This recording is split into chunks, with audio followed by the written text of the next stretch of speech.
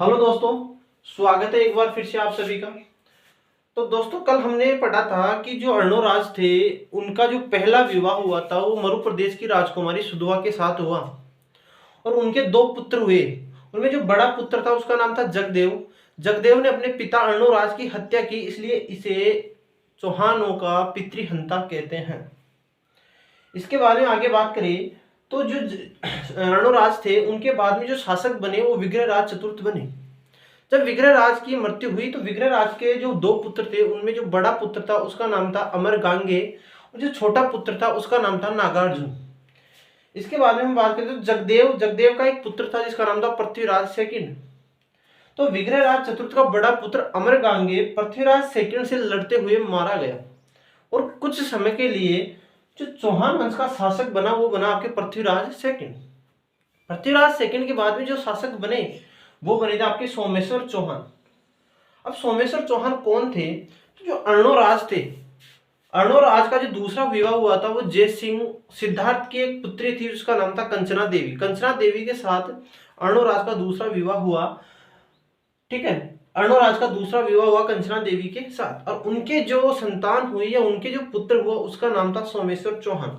अब देखो हम सोमेश्वर चौहान की बात करें तो सोमेश्वर चौहान जो है वो किसके बाद में शासक बने? तो वो पृथ्वीराज द्वितीय के बाद में सोमेश्वर चौहान शासक बने।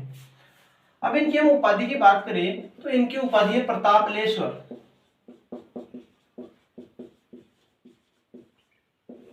सोमेश्वर चौहान की जो उपाधि है वो है प्रतापलेश्वर।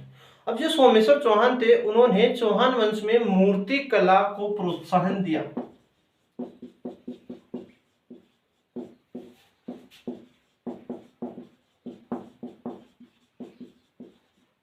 किसे?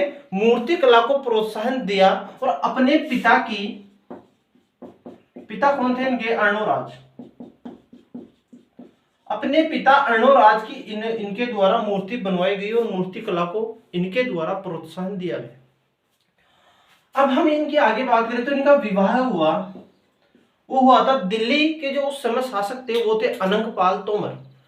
अनंगपाल तोमर के दो पुत्रियां थी, इनमें जो छोटी पुत्री थी उसका नाम था कर्पूरी देवी।